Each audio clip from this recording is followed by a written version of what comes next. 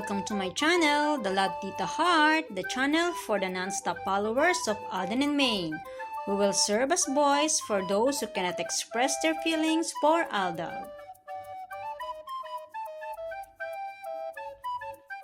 Kamusta po kayo mga ka-non-stop? Good day po sa inyong lahat. Bago po tayo tumungo sa kaganapan kay Alden and Maine, please subscribe and hit the notification bell para ma-notify po kayo sa mga bagong video na i-upload ko.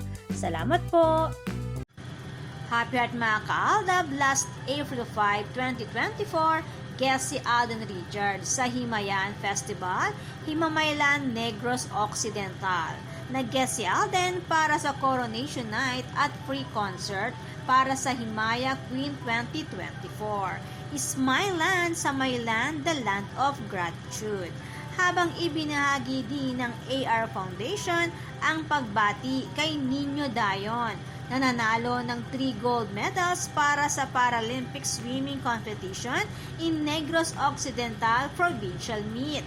Si Nino Dayon ay isa sa mga pinag-aaral ni Alden Richards. Sa KMJS, nakilala ni Alden si Nino na kanyang fan sa panahon ng Victor Magtanggol, na pinangakuan ni Alden na kanyang susuportahan sa kanyang pag-aaral. Kaya naman very proud si Kuya Alden niya sa kanyang mga achievements. Isa sa mga kahanga-hanga sa katauhan ni Pambansang Bay and multimedia star Alden Richards ang pagkakaroon ng good heart, na for sure isa sa mga nagustuhan ni Nico Menday kay Richard Jr. ang pagkakaroon ng malinis at malambot na puso sa mga nangangailangan, ang katangian na taglay ng mag-asawang Nico Menday and Richard Pokerson Jr. Matatandaan sa panahon ng pandemic, voluntaryong gumawa ng hakbang si Maine para makakalap ng cash na itinulong mismo sa mga taong higit nangangailangan sa naturang panahon. At sa panahon na bago pa lang ang relasyon nila Alden and Maine, ay magkatuwang na silang gumagawa ng kabutihan o nagbibigay ng suporta sa mga kabataan na gustong makatapos sa pag-aaral. Kaya naman match na match talagang tunay ang mag-asawang Tisoy and Mengay.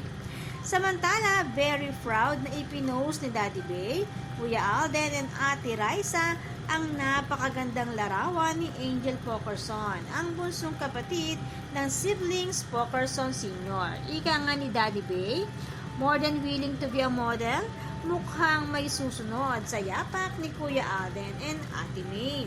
Mag-showbiz din kaya si Angel? Si Ate Raisa nahubog ni Kuya Alden sa business, managing McDo. Ito yung maganda sa Pokerson family, sweet and close sa isa't isa. Maging kay Nico Menday, Pokerson, sweet and love nila ito.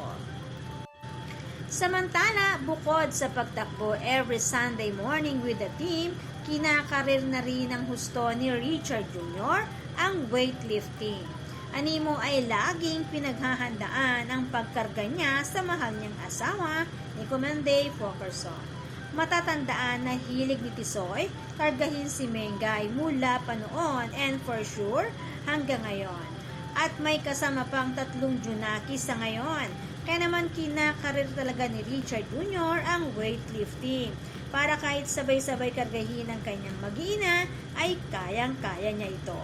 And speaking of kayang-kaya, kinaya ng Eat Showtime na tapatan ang Eat Bulaga at iwanan ito sa ratings na 9.6% para sa Eat Showtime at 4.4% para sa Eat Bulaga.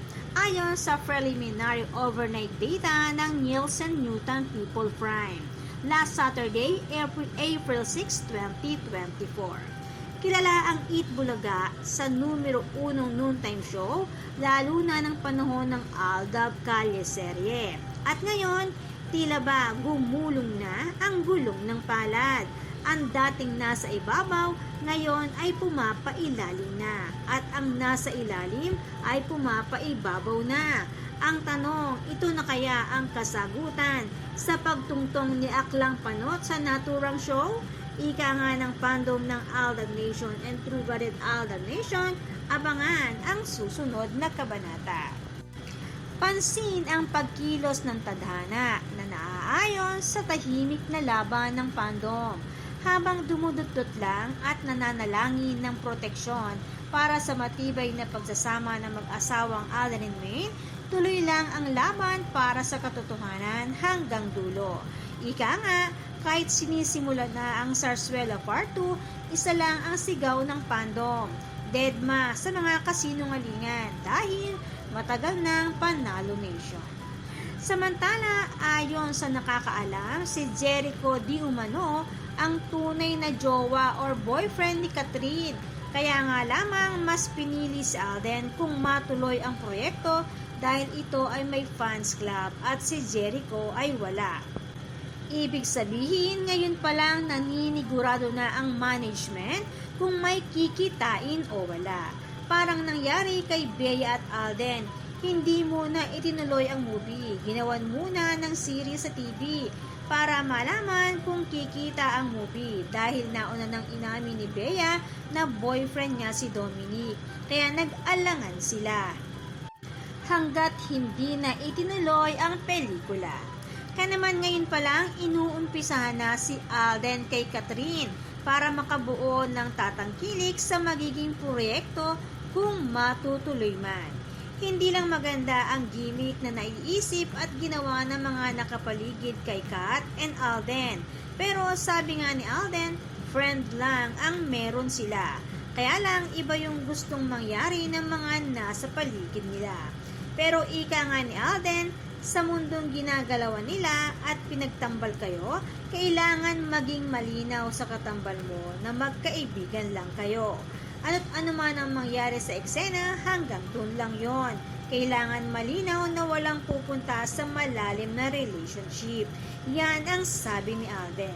Ibig sabihin, hiwalay ang pagiging magkaibigan at pagiging katambal sa isang romantic scene sa movie or teleserye. Ganito pinuprotektahan ni Alden ang sarili niya at ang relasyon nila ni Maine bilang mag-asawa, na kung meron man siyang leading lady sa movie or teleserye, hanggang dun lang yon. Nililinaw niya na friend lang tayo at wala dapat mahulog sa kanya. So, ibig sabihin mga ka-aldab, kahit sino pa ang itulak sa kanya, sinisigurado niya na pang showbiz lang yon. Hiwalay ang showbiz sa private life. Ika nga ni Alden, trabaho, trabaho lang. Walang personalan. Kaya naman, good vibes lang po tayo magka-non-stop. Salamat po sa lahat na nag-comments at sa lahat po ng buong pusong nagmamahal at sumusuporta kay Alden and Maine. Salamat po sa lahat ng subscribers. Shout out po sa inyong lahat. Thanks and God bless everyone!